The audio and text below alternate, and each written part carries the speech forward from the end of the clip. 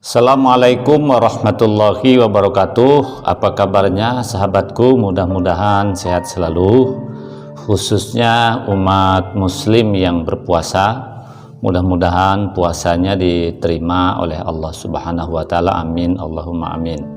Saudaraku, khusus kita yang puasa maupun yang tidak puasa, muslim maupun tidak muslim, yang hendak mudik pulang kampung atau meninggalkan tempat di mana kita tinggal saat ini, saya ingin berikan beberapa panduan sehingga pulang kampung kita lebih berkhidmat atau lebih bermakna dan tenang tentunya.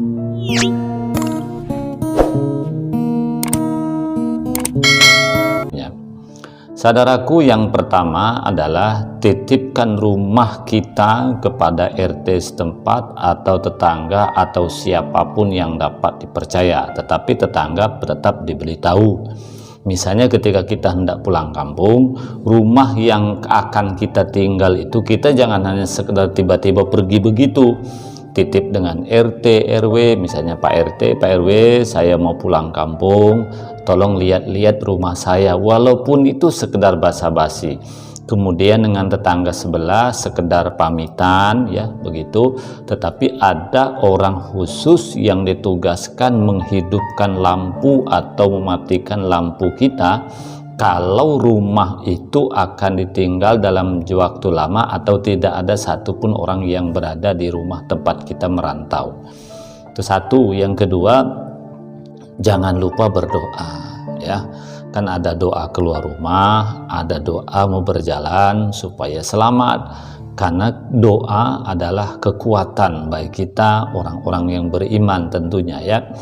Kemudian yang ketiga, ya, hati-hati di jalan, tidak usah ngebut-ngebut. Kalau misalnya naik motor sendiri, naik kendaraan sendiri, ya jangan lupa lebih baik selamat, ya, walaupun lambat. Tapi kalau kita ikut mobil umum, ya carilah mobil yang kira-kira jalannya santai, tak usah yang kebut-kebutan. Kalau supirnya ngebut, misalnya, kita ada kewajiban menegurnya agar selamat, dan keselamatan itu adalah milik bersama. Berikutnya, ya, ketika sampai di kampung, datangi orang tua kita dulu yang pertama. Jangan dulu yang lain, jangan teman kita, jangan saudara kita. Langkah pertama yang harus didatangi adalah orang tua, siapapun orang tua kita itu. Nah, kalau orang tua kita telah tiada, maka datang pertama itu kepada siapa saudara yang tertua yang ada di kampung halaman itu, atau di mana kita dibesarkan di kampung halaman. Misalnya, mungkin kita punya kakak tua ada di perantauan juga, tetapi kita di kampung dulu, di rumah itulah kita tinggal yang lama. Dialah yang menyekolahkan kita, dialah yang mengasuh kita, dialah yang membimbing kita.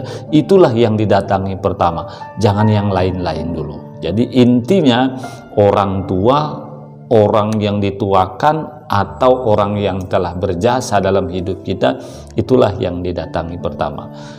Yang kelima, ya, utamakan silaturahmi dulu. Kita niat pulang kampung ini kan bukan untuk main-main, untuk silaturahmi. Nah, nanti dulu lah kalau jalan-jalan, siapa tahu di kampung halaman kan ada juga tempat wisata, ya, walaupun wisata kebun misalnya kalau di desa, ya, atau misalnya air terjun.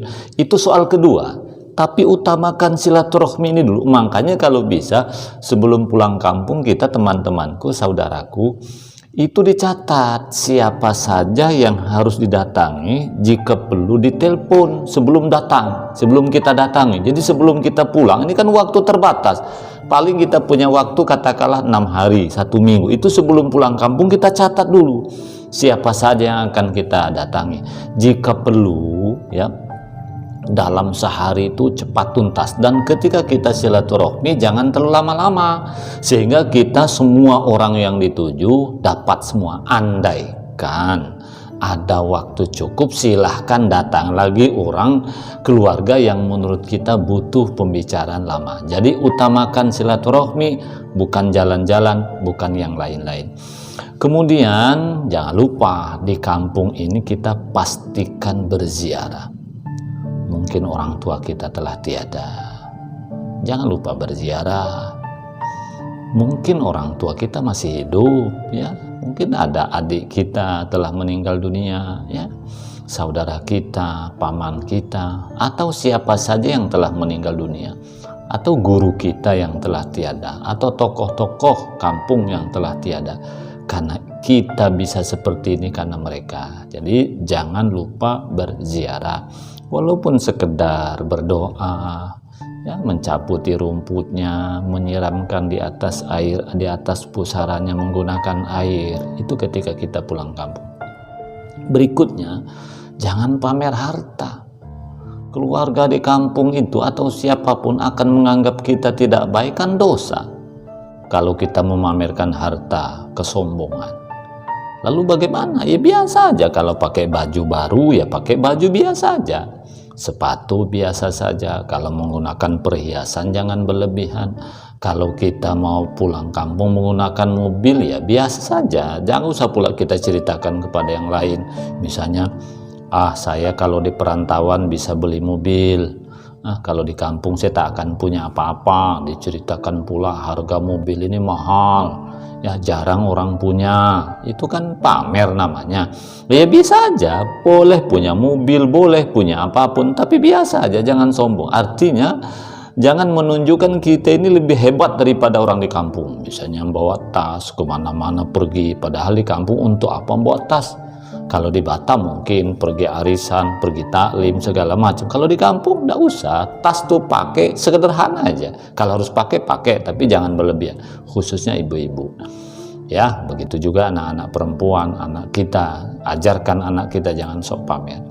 Berikutnya, ketika pulang kampung ini ya, supaya kita terkesannya luar biasa.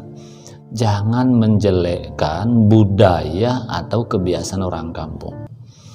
Banyak di antara kita orang kampung yang sudah merantau karena mungkin budaya di kota dianggap lebih maju, keagamaannya mungkin juga lebih bagus daripada yang ada di kampung. Pulang kampung kerjanya nyalahkan apa yang kampung, menyalahkan cara ibadahnya, menyalahkan cara berzikirnya, menyalahkan kebiasaannya. Sudahlah, ini kadang-kadang jalan jelek. Ini contoh ya, jalan jelek.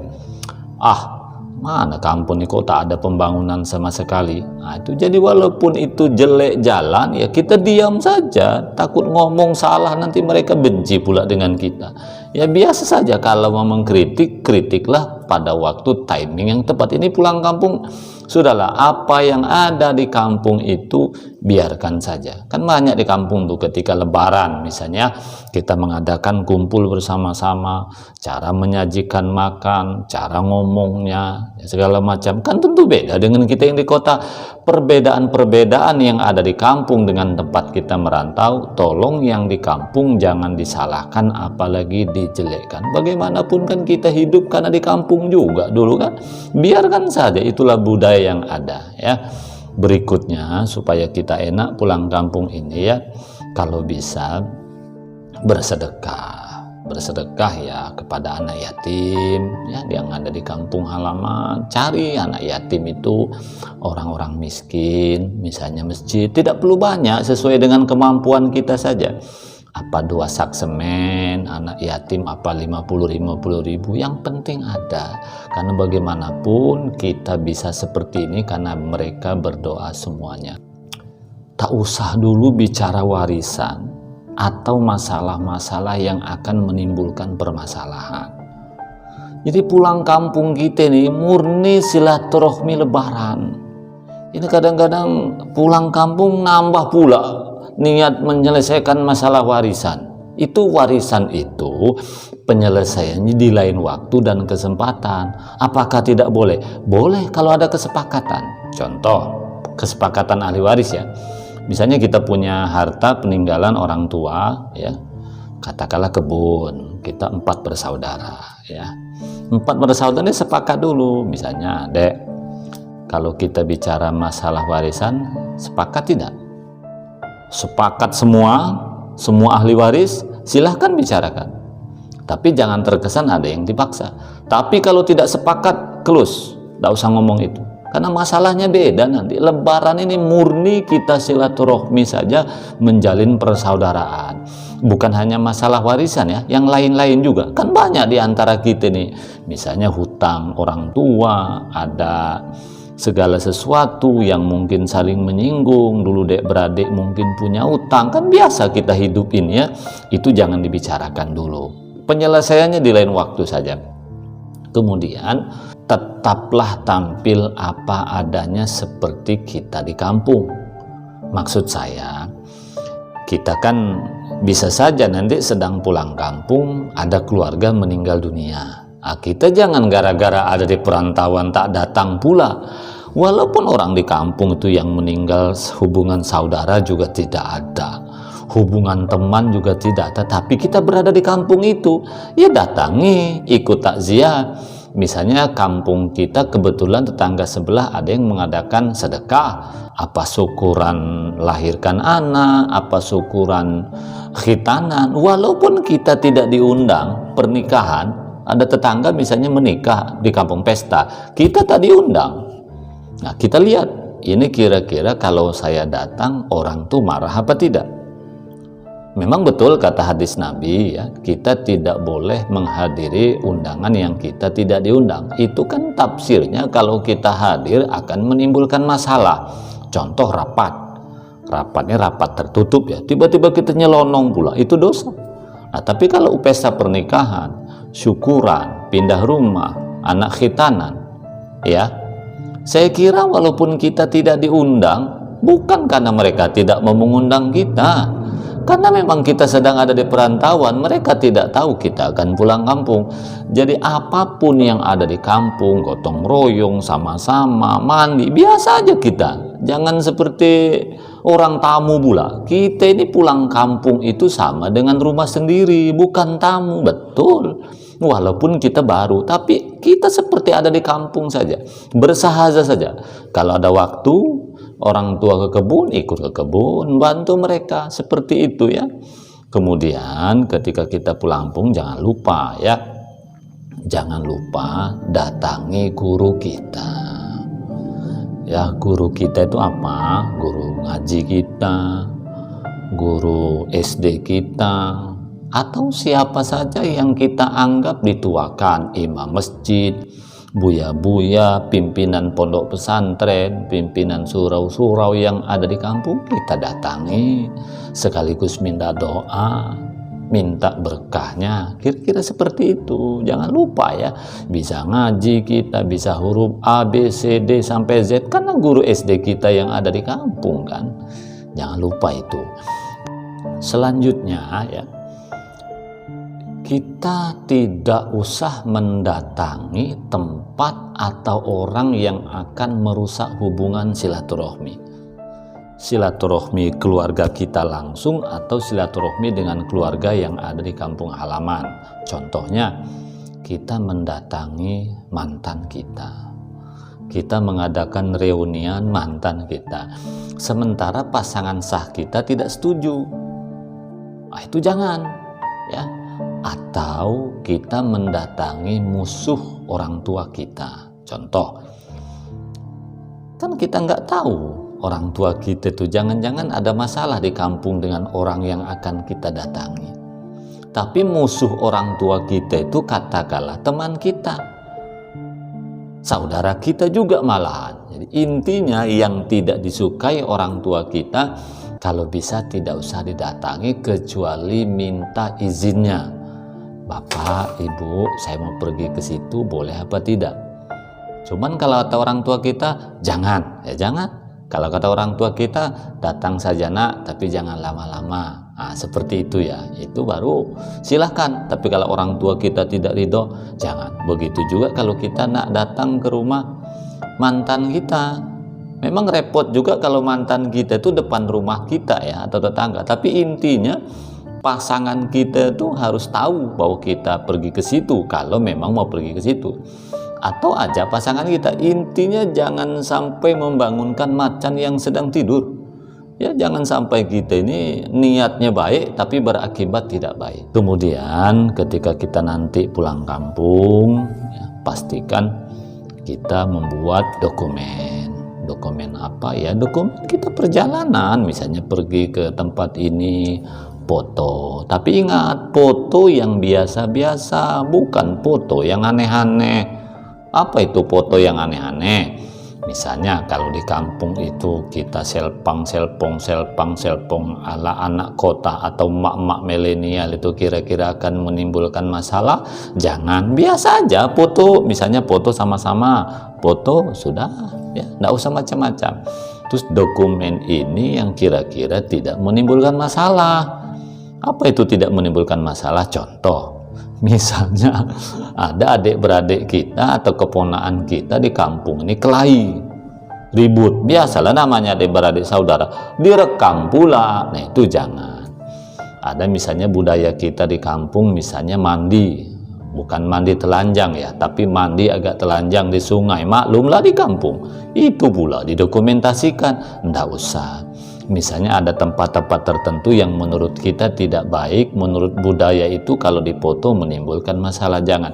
Di dokumen itu biasa aja yang kira-kira tidak menimbulkan masalah ketika itu maupun yang akan datang ya. Kemudian yang terakhir, nanti ketika hendak pulang, ini saran saya ya, kita berziarah dan pamitan.